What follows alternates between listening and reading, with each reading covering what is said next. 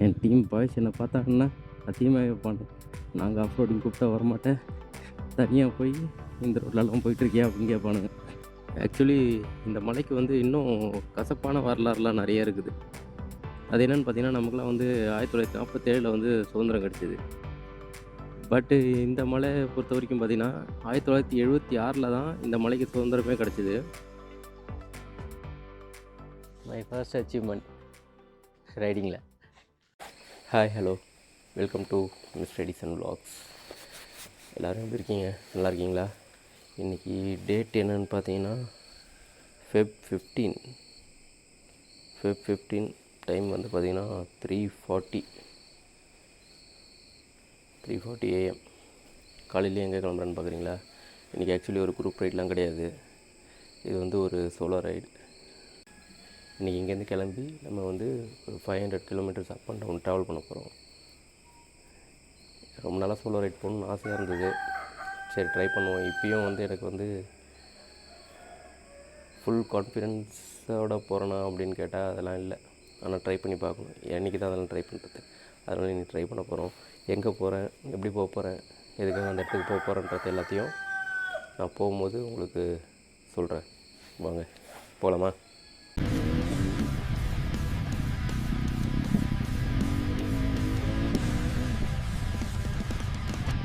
அவ்வளோதான், ride start பண்ண போகிறோம். இப்போ என்னோடய ஓடோ எத்தனை கிலோமீட்டர் ஓடி இருக்குன்னு பார்த்தீங்கன்னா 13,792.6. ட்ரிப்பு 1 வந்து 0 பண்ணிடலாம். ஸோ இங்கேருந்து தான் நம்ம வந்து ரைட் ஸ்டார்ட் பண்ண போகிறோம். இங்கேருந்தே கிலோமீட்டர் கவுண்ட் ஆகிடும். எவ்வளோ மிஸ்டு ஃபார்ம் ஆகுது பனினால். ரன்னிங்கில் சரியாயிடும். சரி, நம்ம கிளம்புவோம்.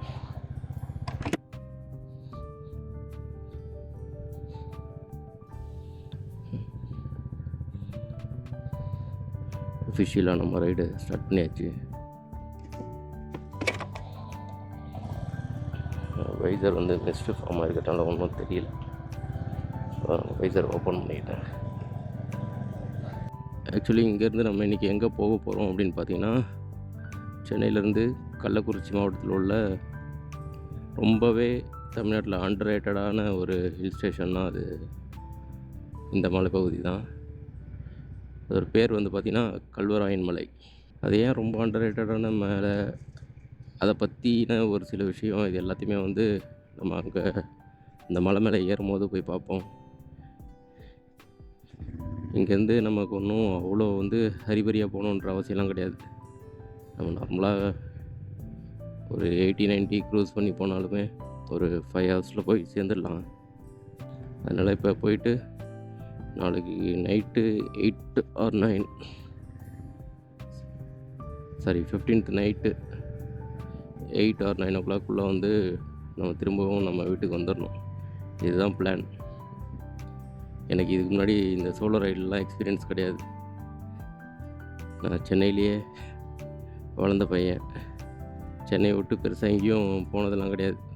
சென்னை விட்டு போனதுன்னா என் ஊருக்கு வருஷத்துக்கு ஒரு வாட்டி போயிட்டு வர்றது. பொங்கலுக்காக போவோம். தாத்தா பாட்டிலாம் அங்கே இருந்தாங்க அப்படின்றதுனால அங்கே போயிட்டு வருவோம்.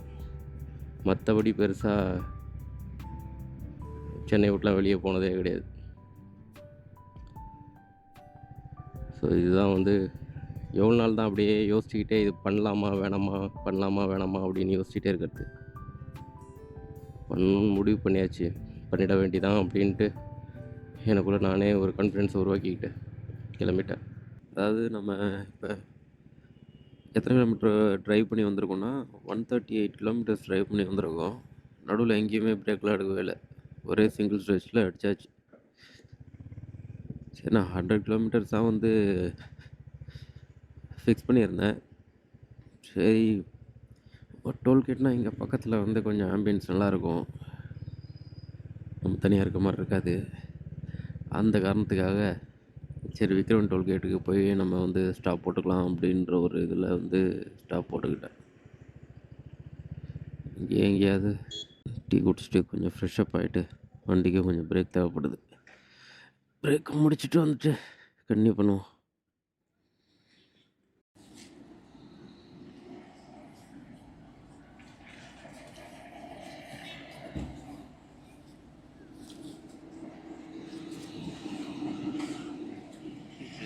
டைம் இப்போ வந்து 6:42 ஆகுது. ஆனால் சூரியன் வரல. விடிஞ்சிடுச்சு, ஆனால் சூரியன் வரல. அந்த பக்கம் நல்லா செம பனி. ரோட்டில் அந்த பக்கம் பார்த்தா தெரியுது.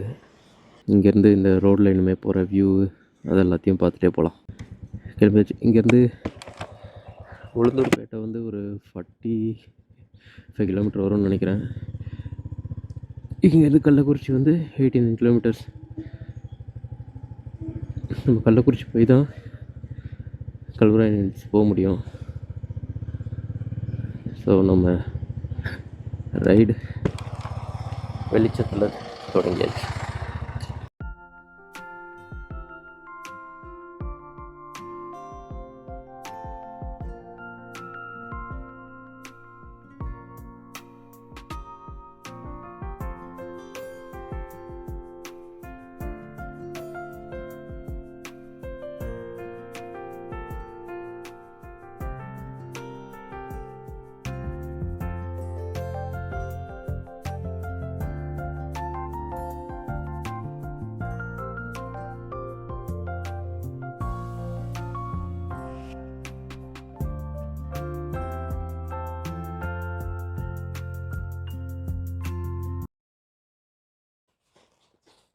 நம்மளோட ஃபஸ்ட்டு டெஸ்டினேஷன் கோமுகி டேம் வந்தாச்சு. நான் ஆக்சுவலி மேலே வண்டி எடுத்துகிட்டு போய் மேலேருந்து பார்க்கலாம் அப்படின்னு நினச்சேன். ஆனால் அப்படி போக முடியாதான். இந்த படி ஏறி தான் போய் பார்க்கணும்.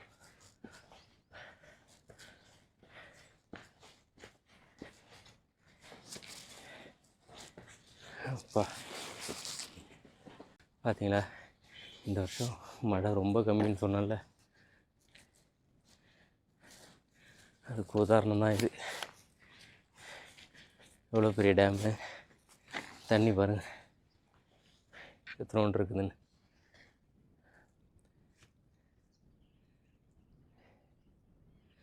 தண்ணி நிறையா இருந்தால் நல்லா இருந்திருக்கும்.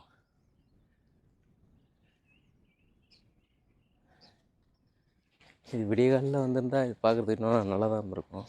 ஸோ இந்த மலையெல்லாம் இருக்குல்ல, இந்த மலையிலேருந்து வர மழை நீர் தான் வந்து இந்த டேமோட மெயின் சோர்ஸ் ஆஃப் வாட்ரு. மழை பெய்யும் போது வந்து கரெக்டாக ஒரு தண்ணி மட்டும்தான் இது. மழை நின்றுடுச்சுன்னா அவ்வளோதான். திருப்பி அடுத்த மழை வரைக்கும் இந்த டேம்.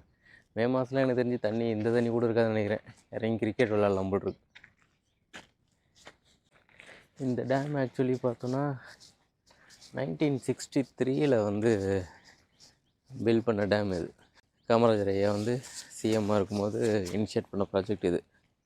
1965 தான் வந்து இதை கட்டியே முடித்தாங்க. ஆனால் இந்த டேம் வந்து 1963 ஆரம்பித்து 65 கட்டி முடித்தாங்கல்ல. ஆனால் கல்வராயன் மலைக்கு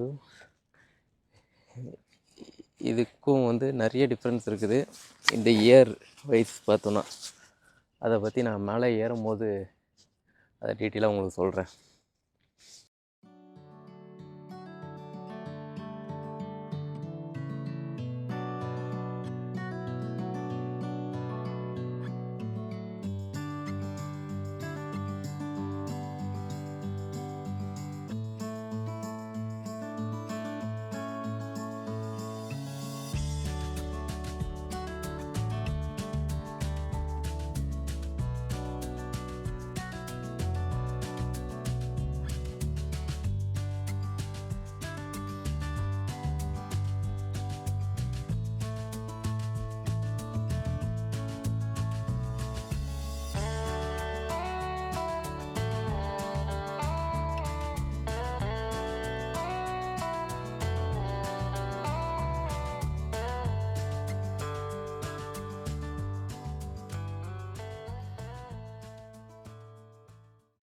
மைக்கு கொஞ்சம் பசி எடுத்துச்சு போட்டிருக்கு.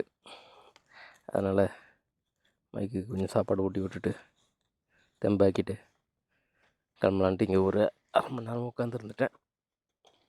இங்கே இருந்துட்டு கிளம்ப வேண்டியதான். ஆக்சுவலி அருவியில் மேபி தண்ணி இருக்காதுன்னு தான் நினைக்கிறேன்.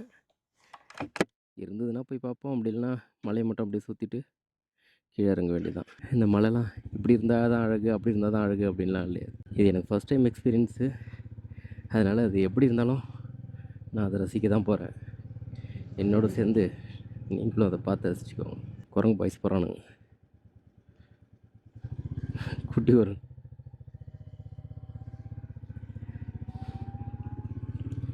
சரி, இப்போ இந்த மலையை பற்றி பேசுவோமா? இது அண்டர் ரேட்டடான மலை அப்படின்னு நான் சொன்னதுக்கு காரணம் வந்து, இங்கே எதுவுமே கிடையாது, போயிடலாம் அப்படின்னு தான் நிறைய பேர் சொல்லுவாங்க. மலைகளுக்கு அழகு வந்து இங்கே எதாவது இருக்குது இல்லை அப்படின்றத தாண்டி, அது ஒரு மலை, அதை சுற்றி வந்து அது நிறைய விஷயத்த மறைச்சி வச்சுருக்கும். கொடைக்கானலில் அங்கே கொடைக்கானல், ஊட்டி எல்லாம் வந்து நிறைய ஹிடன் பிளேசஸ் எல்லாத்தையும் கண்டுபிடிச்சி போயிட்டாங்க. இது இப்போ தான் தெரிய வர ஆரம்பிச்சது இதில். ஆனால் ஹிடன் பிளேசஸ்ன்னு இருக்கிறத வந்து அது ஹிடனாக விடுறது தான் நல்லது நமக்கு. அந்த இடம் வந்து அப்படியே இருக்கும். இல்லைனா மனுஷங்க போயிட்டு இப்போ நாங்கள் உட்காந்துருந்த இடத்த பார்த்தீங்களா, வியூ பாயிண்ட்டு. அங்கே ஒரு குப்பை தொட்டி இருக்குது. குப்பை தொட்டி இல்லைனா பரவாயில்ல, அந்த குப்பை தொட்டிலையும் வந்து குப்பையை போடாமல் குப்பை தொட்டிக்கு வெளியே தான் ஃபுல் குப்பை. சரி, சும்மா அதையே காமிச்சிட்டு இருக்க வேணான்ட்டு தான் நான் அதை எடுக்கல, கவர் பண்ணல. மேபி அந்த வீடியோவில் பார்த்தா இந்த பக்கம் பேக் சைடில் பார்த்தா தெரியும், பட் அது வேணாம். ஆக்சுவலி இந்த மலைக்கு வந்து இன்னும் கசப்பான வரலாறுலாம் நிறைய இருக்குது. அது என்னென்னு பார்த்தீங்கன்னா, நமக்குலாம் வந்து 1947 வந்து சுதந்திரம் கிடச்சிது. பட்டு இந்த மலை பொறுத்த வரைக்கும் பார்த்தீங்கன்னா, 1976 தான் இந்த மலைக்கு சுதந்திரமே கிடச்சிது. 28 வருஷம் வந்து இந்த நமக்கு சுதந்திரம் கிடச்சி 28 வருஷமும் இந்த மலை வந்து இந்தியாக்குள்ளே சேராமல், இந்தியா வரைபடத்திலே இல்லாமல், இது வந்து ஒரு தனி அரசாங்கம். தனி அரசாங்கம்னா இந்த சென்ஸ் ஜாகிர்தார்கள்னு சொல்லுவாங்க. அவங்க தான் இதை ஆண்டுட்டு வந்தாங்க. இந்த மலையில் இருக்க மக்களுக்கு வந்து கீழே ஒரு இப்படி ஒரு மக்கள் இருக்காங்கன்றதே தெரியாத அளவுக்கு அவங்க வந்து நடத்திட்டு இருந்தாங்க. இதை பற்றிலாம் நம்ம தெரிஞ்சுக்கணுன்னா இது இன்னும் பின்னாடி போகணும். சும்மா மேலோட்டமாக வேணால் சொல்கிறேன். விஜயநகர் பேரரசு காலத்தில் வந்து அந்த காஞ்சிபுரத்தில் இருந்த போர் வீரர்கள் எல்லாமே வந்து ஒவ்வொரு மலை, இந்த ஏற்காடு, கொல்லிமலை, பச்சைமலை, சேர்வராயன் மலை, இந்த மாதிரி மலையெல்லாம் வந்து வேட்டையாடுறதுக்காக வந்திருக்காங்க. இவங்க யாரும் வந்து ரொம்ப நாள் போகாமையே இருந்திருக்காங்க. இங்கே வந்து இங்கே வேட்டையாடுறத வந்து சமைச்சு சாப்பிட்டுட்டு அப்படி அந்த மாதிரி இருந்திருக்காங்க. இவங்க கொஞ்ச நாள் கழித்து திருப்பியும் வந்து காஞ்சிபுரத்துக்கு போகலாம், கொஞ்ச நாள் இல்லை, ரொம்ப நாள் கழித்து தான் போயிருக்காங்க. ஏதோ ஒரு சந்தர்ப்ப சூழ்நிலையில் இங்கேயே இருந்துட்டாங்க. அதுக்கப்புறம் போகும்போது பார்த்தா இவங்க குடும்பத்தில் இருக்கவங்க எல்லாருமே இவங்கெல்லாம் இறந்துட்டாங்கன்னு சொல்லி இவங்களுக்கு திதி கொடுத்துட்டாங்க. திதி கொடுத்ததுனால இவங்களால வந்து அங்கே போய் வந்து அந்த அவங்க குடும்பத்தோட வந்து சேர முடியல. ஏன்னா திதி கொடுத்து அவங்க செத்துட்டாங்கன்னு சொல்லி காரியம் பண்ணி முடித்தவங்கள திருப்பியும் ஊருக்குள்ளே சேர்க்க மாட்டோன்றத கட்டுப்பாடுன்றதுனால இவங்கள ஊருக்குள்ளேயே சேர்க்கல. அதனால இவங்க என்ன பண்ணிட்டாங்க, மறுபடியும் அங்கேருந்து இங்கே வந்து இங்கே இருந்த ஊர் மக்கள் எல்லாத்தையுமே வந்து அவங்க கூட வந்து போர் புரிஞ்சு அவங்களுக்கு பதிலாக அவங்களோடையும் சேர்ந்தும் ஒரு சில பேர் சேர்ந்துருந்தாங்க, ஒரு சில பேர் அழிச்சிட்டாங்க. இந்த காலகட்டத்தில் தான் வந்து விஜயநகர் பேரரசில் வந்து இந்த பாளையக்காரர்கள்லாம் வந்து நியமித்தாங்க. பாளையக்காரர்கள்னால் என்னென்னா, இந்த வரி வசூலிப்பாங்கள்ல, கவர்மெண்ட்டுக்கு இங்கேருந்து டேக்ஸை வந்து கலெக்ட் பண்ணிட்டு போய் கொடுக்குற வேலை, இதுதான் பாளையக்காரர் வேலை. இந்த பாளையக்காரர்கள்ன்ற டேர்ம் வந்து இஸ்லாமிய அரசர்கள் ஆண்ட காலத்தில் வந்து ஜாகிர்தார்கள்னு வந்து அப்படியே அது மாறுச்சு. ரெண்டுமே ஒரே வேலை தான், அதுக்கு பேர் மட்டும்தான் வேறு. ஆற்காடு நவாபோட ஆட்சியில் வந்து பார்த்தம்போது இங்கே இருந்த பாளையக்காரர்கள்லாம் ஜாகிர்தார்களாக மாறினாங்க. அந்த ஜாகிர்தார்கள்லையும் 3 பேர், அவங்க பேர்லாம் நமக்கு தேவை கிடையாது, ஒரு 3 பேர் இங்கே வந்து ஆண்டிருக்காங்க. அந்த 3 பேர் தான் ஜாகிர்தார்கள்னு சொல்லுவாங்க. ஜாகிர்தார்கள் கீழே வந்து மூப்பன், நாட்டன், கவுண்டன், கங்காணி இப்படின்ட்டு அப்படியே எப்படி சொல்கிறது, நம்ம பார்லிமெண்ட்டில் வந்து பிரைம் மினிஸ்டரு, சிஎம்மு, எம்எல்ஏ இப்படிலாம் வந்து ஒவ்வொரு ஊருக்கு ஏற்ற மாதிரி வச்சுருக்காங்கல்ல. இவங்க எல்லாருமே கலெக்ட் பண்ணி ஒரு டேட்டாவை வந்து கவர்மெண்ட் ஹையர் அஃபிஷியலுக்கு கொடுப்பாங்க. இங்கேருந்து பிரைம் மினிஸ்டர் போவோம், அவர் வந்து ஒரு முடிவு எடுப்பார். அந்த மாதிரி தான் இவங்க எல்லாருமே. ஜாகிர்தாரோட பொறுப்பு இந்த ஊர்லேருந்து வரி வசூலித்து அங்கே வந்து அரசருக்கு கொடுக்கணும், அதுதான். இது காலப்போக்கில் என்ன ஆச்சு அப்படின்னா, ஜாகிர்தார்கள் வரி வசூலிக்கிறது போதாதுன்னு மூப்பனுக்கு ஒரு வரி, நாட்டனுக்கு ஒரு வரி இப்படின்ட்டு எல்லாருக்குமே வரி கட்டணும் அந்த மக்கள். வரினா சும்மா கிடையாது. இந்த ஊரில் வந்து விவசாயம் பண்ணணுன்னா வரி, விவசாயம் பண்ணுறதுக்கு யூஸ் பண்ணுற அருவாளுக்கு வரி, கல்யாணம் ஆனால் வரி, கல்யாணம் ஆகாமல் சும்மா வீட்டில் இருந்தால் அவங்களுக்கு ஒரு வரி, அப்புறம் இந்த கூரை வீடு கட்டுறதுக்கு ஒரு புல் இருக்கும்ல, அந்த புல்லை விளைவிக்கிறேன்னா அதுக்கு ஒரு வரி, அப்படின்ட்டு எல்லாத்துக்கும் வரி, வரி வரி வரி எல்லாமே வரி தான் இங்கே. இந்த வரி எல்லாத்தையும் வந்து எல்லாராலையும் கட்ட முடியாது. ஏன்னா எல்லாத்துக்குமே வரி அப்படின்னும்போது எப்படி அவங்களால கட்ட முடியும்? அந்த வரியெல்லாம் வந்து அவங்க கட்டாமல் ஒரு சில பேர் இருந்திருப்பாங்கள்ல, அவங்களுக்கு என்ன தண்டனை இவங்க கொடுத்தாங்க அப்படின்னா, அவங்க வீட்டில் இருக்க உடைமைகள் எல்லாத்தையுமே வந்து இவங்க வந்து ஜப்தி பண்ணிவிட்டு அதை வந்து ஏலம் விடுவாங்க. அந்த ஏலம் விட்டு அதுலேருந்து வர காசு எடுத்து இந்த ஜாகிதார்கள் எடுத்துக்குவாங்க. அப்படி ஏலம் விடுறது வெறும் பொருள் மட்டும் கிடையாது, அந்த வீட்டில் இருக்க பெண்களையும் தான். ஸோ இந்த அளவுக்கு ரொம்ப கொடுமையான வாழ்க்கையை வாழ்ந்துட்டு இருந்திருக்காங்க இந்த மக்கள்லாம். கீழே போய் அருவி எப்படி இருக்குதுன்னு பார்த்துட்டு வரோம். இங்கேருந்து பார்த்தாலே தெரியும் நினைக்கிறேன் அருவி. கீழே போய் காமிக்கிறேன். சரிங்களா, இங்கேருந்து தான் சென்ட்ரலேருந்து பார்த்தா நல்ல வியூ இருக்கும். நான் தண்ணியே இருக்காதுன்னு நினச்சி வந்தேன், பரவாயில்ல தண்ணி இருக்குது.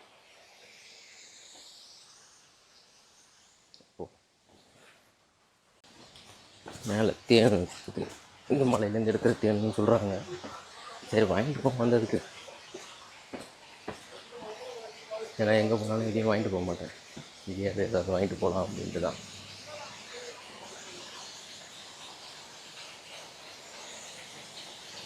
லவ்வர்ஸ்லாம் வர உட்காந்துருக்காங்க, நம்ம அவங்கள போய் டிஸ்டர்ப் பண்ணிட்டாங்க. இதை வந்து அருவியை பார்த்தாச்சு.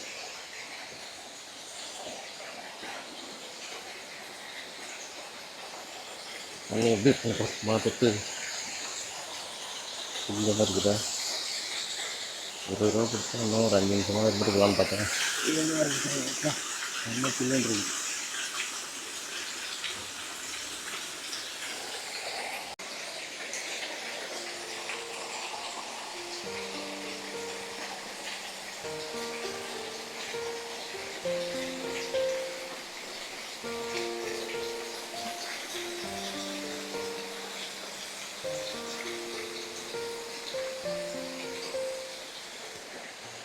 பெரியார் ஃபால்ஸ் முடிஞ்சாச்சு. இதுக்கு அடுத்து இப்படியே போகிறது வந்து ஒன்று மேகம் ஃபால்ஸ் வியூ பாயிண்ட்டு போய் பார்த்துட்டு அப்படியே ரிட்டன் ஆக வேண்டியதான், அப்படி இல்லைன்னா மான்கொம்பு ஃபால்ஸ் போய் பார்க்கணும். இது ரெண்டுத்தில் ஏதாவது ஒன்று பார்த்துட்டு ரிட்டன் ஆக வேண்டியது தான். ஒரு வழியாக மேகம் ஃபால்ஸ் வந்து போக போகிறோம்.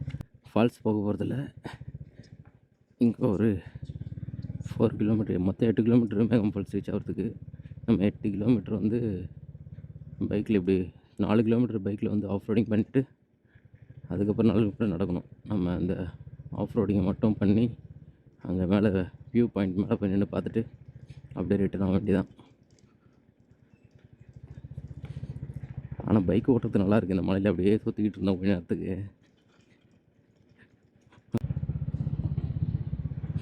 மேகம் ஃபால்ஸ் வியூ பாயிண்ட்டு அப்படின்னு போட்டு வச்சுருக்காங்க. இது செல்லும் வழின்னு போட்டிருக்காங்க. ஆனால் இவங்க ரோடை எப்படி மெயின்டைன் பண்ணியிருக்காங்க, நம்ம ஊர் மக்கள்லாம் எதுவும் சொல்லலை. இதை பராமரிக்கிறவங்க கிட்ட தான் நம்ம எந்த பிரச்சனையும் கேட்க முடியும். பார்த்தீங்களா ஆஃப் ரோடிங்க.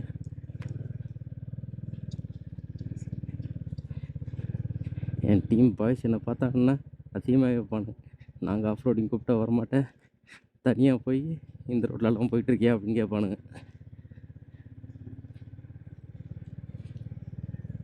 வேறு என்ன பண்ணுறது, தேங்காய் வேணுன்னா தென்னை மரம் ஏறி தானே உனக்கு மாதிரி பாய்ஸ், அதனால தான்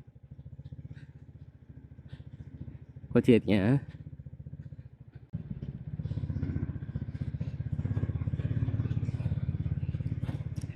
பார்த்தீங்களா, வந்த வரைக்கும் யாருமே பெருசாக வந்து டூரிஸ்ட்டோ அந்த மாதிரிலாம் எதுவும் இல்லை. ஏதாவது 1-2 பேர் இந்த மாதிரி பசங்க வந்து வராங்க, அவ்வளோதான்.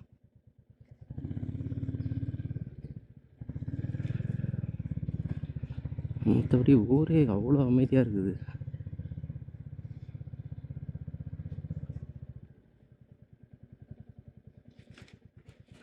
மேகம் ஃபால்ஸ் இப்படியா போகணும்,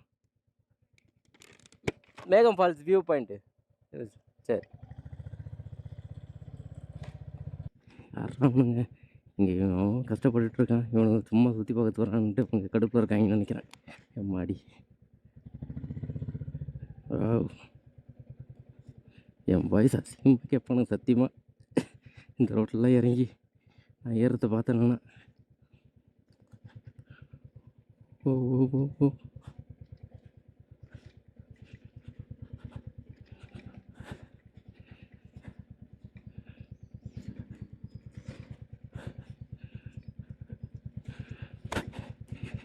இறக்குறத இப்படி இறக்கிட்டேன், திருப்பியும் இப்படி ஏற போகிறோன்றது தான் இன்னும் டிஃபிகல்ட்டான டாஸ்காக இருக்க போகுது. வா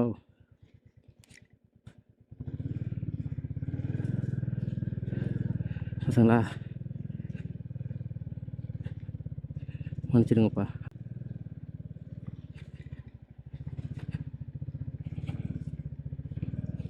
ஐயோ, வியூ பாயிண்ட் மட்டும் போய் பார்த்துட்டு இறங்கிட்டு ஆயிடுச்சா?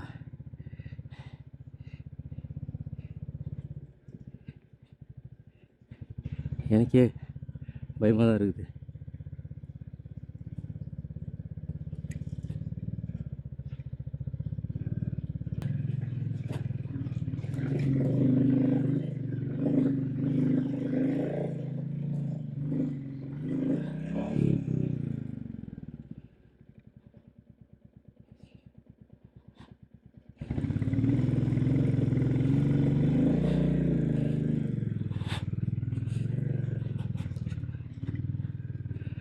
ஓ, சரி சரி சரி சரி ஏறியாச்சு.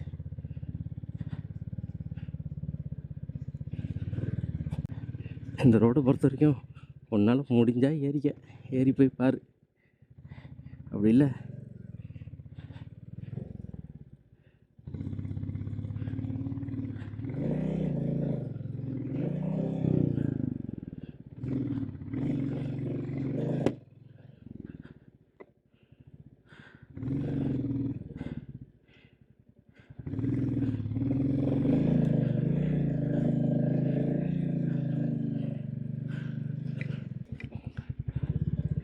இங்கே பரவாயில்ல, அங்கே தான் ரொம்ப மோசம்.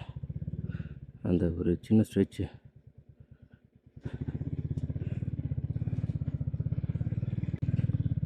இதெல்லாம் ஆக்சுவலி ஃபுல்லாகவே வந்து நம்ம நடந்து வந்தால் தான் சரியான விஷயம். வயசானவங்க குழந்தைங்கள்லாம் கூப்பிட்டு இவ்வளோ தூரம் நடந்து வர முடியாது. அப்படியே பைக்கில் கூப்பிட்டு வந்தாலும் அவங்களால இதுக்கெல்லாம் வந்து அப்பா வந்தாச்சு வியூ பாயிண்ட். அட்லாஸ்ட் இதுதான் என்னோடய ஃபஸ்ட் அச்சீவ்மெண்ட் இந்த ரைடிங்கில். நான் இது வரைக்கும் பண்ண ரைடிங்லேயே நான் லாங் ரைடெலாம் போயிருக்கேன். அதெல்லாம் ஒன்றும் எனக்கு பிரச்சனையாக தெரியல. ஆனால் இப்போ வந்து ஒரு ஸ்ட்ரெச்சு வந்து ஆஃப் ரோடிங் பண்ணல. இதெல்லாம் என் ஃப்ரெண்டு இம்ரான் பார்த்தானே என்னை வந்து அசிங்கமாக கேட்பான். அவன் ஏன்னா அத்தனை தடவை என்னை கூப்பிட்ருக்கான், வாடா ஆஃப் ரோடிங் போகலாம், ஒன்றும் பிரச்சனை இல்லை அப்படின்ட்டு. அவனு கூடலாம் போகாமல் நானே தனியாக இந்த வியூ பாயிண்ட்டை பார்க்கணுன்ட்டு வந்தேன்.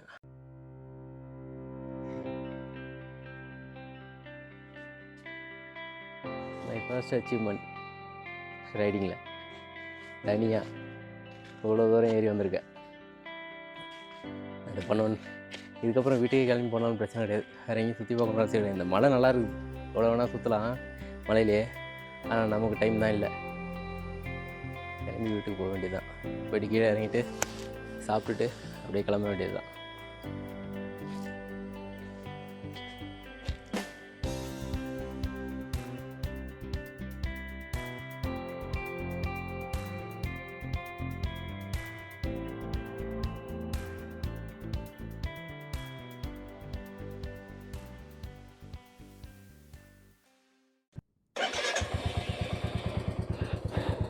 அவ்வளோதாங்க கைஸ், இதான் மேகமலை வியூ பாயிண்ட் அப்படின்னு ஒரு ஏதோ கட்டி வச்சுருக்காங்க. அது மேலே ஏறின்னு பார்த்துட்டு கொஞ்ச நேரம் இங்கேயே உட்காந்துருந்துட்டேன். அப்படியே ஒரு 1 hour சும்மாவே தான் உட்காந்துருந்தேங்க. நான் கீழே எங்கேயும் போகல, ஏன்னா அங்கே போர்டு வேறு போட்டிருக்காங்க, அதுமாரி போகிறாங்க. பட் நமக்கு அது தேவையில்லை. சும்மா அங்கே ஒரு பாறை இருந்தது, அது மேலே ஒரு மரத்துக்கடியில் அப்படியே உட்காந்துருந்தேன் கொஞ்ச நேரம். ஒரு 1 hour உட்காந்துருந்துட்டு அதுக்குள்ளே இந்த பேட்ரிலாம் சார்ஜ் போட்டு சார்ஜ்லாம் போட்டு வச்சுட்டு அப்படியே உட்காந்துருந்தேன் மரத்துக்கடியில். நெட்ஒர்க்லாம் பெருசாக இல்லை, இந்த இடத்துல ஏதோ இருக்குது. ஆனால் நம்ம போயிட்டு எந்த வித ஃபோன் கால் எந்த தொந்தரவும் இல்லாமல் இருக்கணும் அப்படின்னுச்சின்னா வந்து தாராளமாக எங்கேயாவது ஒரு மரத்துக்கடியில் போயிட்டு வந்துட்டு உட்காந்துக்கலாம், கிளம்ப வேண்டியதான். இதுக்கப்புறம் எதுவும் இல்லை, அப்படியே வீட்டுக்கு கிளம்ப வேண்டியதான். டைம் என்ன ஆகுது? 12:41. வந்தாச்சு மெயின் ரோடு வந்தாச்சு. இந்த ரோடெல்லாம் கிராஸ் பண்ணி தாங்க நான் போனேன். மாவடிப்பட்டு இங்கே எங்கே?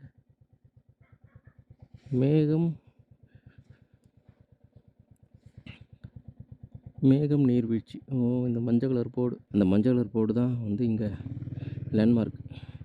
சரி, இதோட நான் கீழே போயிட்டு சாப்பிட வேண்டியது தான்.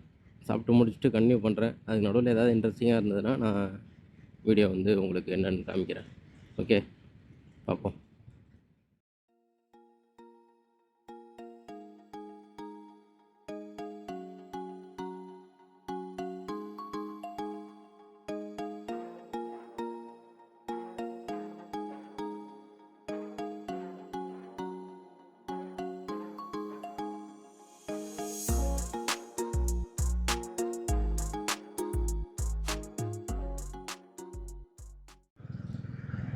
அண்ட் ஆல்மோஸ்ட் நம்ம ரைடு முடிய போகுது. நான் வீட்டுக்கிட்ட வந்தாச்சு. ஸோ இன்றைக்கான ரைடு எப்படி போச்சு, நான் என்னென்னலாம் கரெக்டாக பண்ணேன், என்னென்னலாம் தப்பாக பண்ணேன் அப்படின்னு ஒரு சின்ன ரிவ்யூ பார்ப்போமா? ஆக்சுவலாக நான் இன்றைக்கி கரெக்டாக பண்ணது என்ன விஷயம்னா, காலையில் சீக்கிரமாக எழுந்து டைமிங் கிளம்புனது. இதுதான் ஃபஸ்ட்டு. ரெண்டாவது வந்து நான் கரெக்டாக பண்ணது அப்படின்னு என்னென்னா, பிரேக் வந்து நான் ஃப்ரீக்வெண்ட்டாக எடுக்கலை. இத்தனை கிலோமீட்டர்ஸ் ஒன்ஸ் எடுக்கணும் அப்படின்றது மட்டும் தான் ஃபிக்ஸ் பண்ணேன். ஸோ அது கரெக்டாக இருந்தது.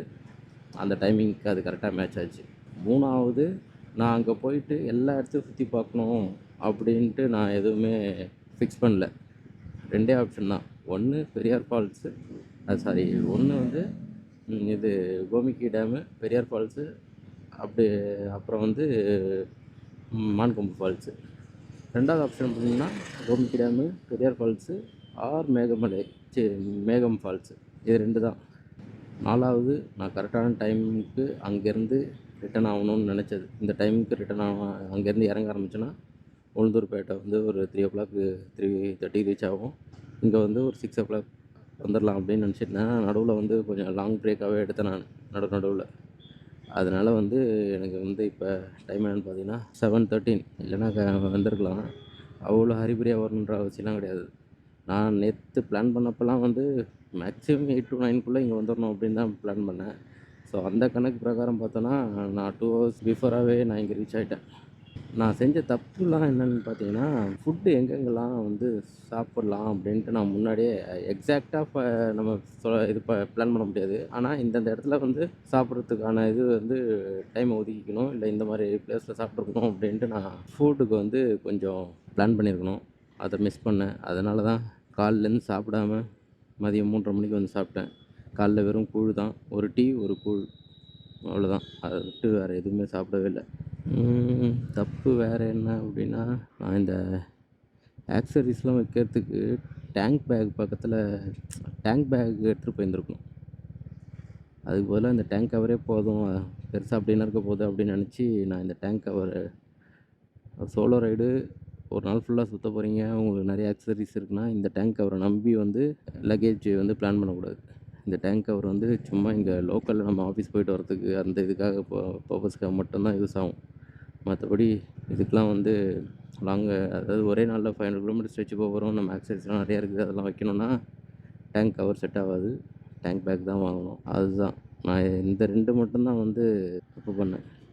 அதுக்கப்புறம் வந்து இந்த மலை எப்படி இருந்தது, கல்வராயன் மலை நல்லா இருந்ததா நல்லா இல்லையா அப்படின்னு கேட்டிங்கன்னா, எனக்கு ரொம்ப பிடிச்சிருந்தது இந்த எக்ஸ்பீரியன்ஸு. ஏன்னா நான் ஃபஸ்ட் டைம் வந்து சோலோவாக ரைட் பண்ணேன். அதனால் மட்டும் கிடையாது, அந்த மலை அவ்வளோ அழகாக தான் இருந்தது. மேலே வெயில் அடித்தாலும் சில்லுன்னு தான் இருந்தது. அந்தளவுக்கு சில்லுனாலும் ஓரளவுக்கு சில்னஸ் இருந்தது அந்த இடத்துல. ஸோ அந்த மலை ஒர்த்து. இந்த ஆஃப் ரோடை விட பெரிய பெரிய ஆஃப் ரோடிங்லாம் போனவங்களாம் இருப்பாங்க. நான் இதான் ஃபஸ்ட்டு ஆஃப் ரோடிங். எனக்கு அதுலேயே வந்து இவ்வளோ எக்ஸ்பீரியன்ஸ் வந்து கிடச்சிது. அதுலேயும் நான் வந்து சோலோவாக வந்து ஆஃப் ரோடிங் பண்ணேன், யாரோட ஹெல்ப்பும் இல்லாமல். இப்படி வான்னு சொல்கிறதுக்கு எதுவும் இல்லை. நானாக ஏறினேன், எந்த பிரச்சனையும் இல்லாமல் மேலே ஏறி திருப்பி கீழவும் இறங்கிட்டேன். ஸோ ஒர்த்தான பிளேஸ் அது. இது வந்து எந்த டைமில் நல்லாயிருக்கும்னா, சில்னஸ் அதிகமாக இருக்கும்னு நினைக்கிறவங்க வந்து இங்கே வந்து கிளைமேட் எப்படி இருக்குதுன்னு பார்த்துட்டு அதுக்கேற்ற மாதிரி போகணும். ஆனால் இங்கே மழை பெய்கிற டைமில் வந்து அங்கே போனால் கிளைமேட் நல்லாயிருக்கும். பட் வந்து உங்களால் வந்து மேகம் ஃபால்ஸுக்கு வந்து ஆஃப் ரோடிங் போகிறதுக்கு அலோவ் பண்ண மாட்டாங்க எனக்கு தெரிஞ்சு. இப்பயே அந்த ட்ரெக்கிங் 4 கிலோமீட்டர் பைக் போகிற வரைக்கும் தான் வந்து அலோவ் பண்ணுறாங்க. அது கீழே போகக்கூடாதுன்னு சொல்கிறாங்க. ஆனால் நிறைய பேர் போயிட்டுருக்காங்க. ஸோ அது மட்டும்தான். அதுக்கப்புறம் பார்த்திங்கன்னா, மேலே போயிட்டு சாப்பாடு வந்து கொஞ்சம் கஷ்டம்தான் அங்கே கிடைக்கிறதுலாம். அது இன்னும் வெள்ளிமலை வரைக்கும் போகணுன்னா அங்கே சாப்பாடு இருக்கும். பட் எனக்கு அந்த அளவுலாம் நான் போகல அங்கே. ஸோ போகும்போது வந்து இந்த பிஸ்கட் பாக்கெட்டு இல்லை ட்ரை ஃப்ரூட்ஸு இந்த மாதிரி ஏதாவது எடுத்துகிட்டு போயிருந்தோன்னா கொஞ்சம் ஹெல்ப்ஃபுல்லாக இருந்திருக்கும். ஏன்னா மனசு வந்து ஜாலியாக இருக்குது வண்டி ஓட்டுறதுனால. ஆனால் மூளைக்கு போகிற சிக்னல் வந்து பசினால் உடம்ப டயர்டாக்கி விட்டுடுச்சு. அது மட்டும்தான். மற்றபடி இதுவும் ஒரு அழகான மலை தான். பெரிய பெரிய ஹேர்பின் பெண்டுலாம் இல்லை. சூப்பராக இருக்குது ரோடு. அதாவது மெயின் ரோடு நல்லா இருக்குது. அந்த ஊருக்கு உள்ளே போகிற ரோடே கிடையாது தான். இந்த மெயின் ரோடு நல்லா வச்சு மெயின்டைன் பண்ணி இருந்திருக்காங்க. மேபி இப்போ போட்டதாக இருந்திருக்கலாம். அது இல்லாமல் அங்கே சுற்றி பார்க்குறதுக்கு அப்படின்லாம் எந்த இடமும் கிடையாது. ஸோ சுற்றி பார்க்குறதுக்கு நிறைய வந்து இந்த போட் ஹவுஸு அப்படின்லாம் இருக்கும் அப்படின்னு எதிர்பார்த்துலாம் போகக்கூடாது. போகணுமா இருக்கிற ஃபால்ஸ் எல்லாம் ஒரு நாள் ஃபுல்லாக சுற்றி பார்த்தோமா, அங்கே நைட்டு ஸ்டே பண்ணோமா, அடுத்த நாள் காலைல கிளம்பி வந்தோமா, அப்படி தான் இருக்கும். வீட்டுக்கு வந்தாச்சு. வீட்டு எப்பவுமே பண்ணுறது தான். குளிச்சுட்டு சாப்பிட்டுட்டு நல்லா படுத்து தூங்கணும். அடுத்த நாள் காலைல திருப்பியும் வேலைக்கு போகணும். இன்றைக்கி ரைடு எனக்கு ரொம்ப பிடிச்சிருந்தது. நான் ஏதோ பெருசாக சாதித்த மாதிரி எனக்கு ஃபீல் ஆகுது. இந்த வீடியோ பார்த்துட்டு உங்களுக்கும் பிடிக்கும்னு நினைக்கிறேன். So keep supporting. ஓகே, வண்டியை ஸ்டாண்ட் போட்டு வண்டி விட்டு கிளம்ப வேண்டியதான். ஓகே, இதோட உங்களை அடுத்த வீடியோவில் வந்து மீட் பண்ணுறேன்.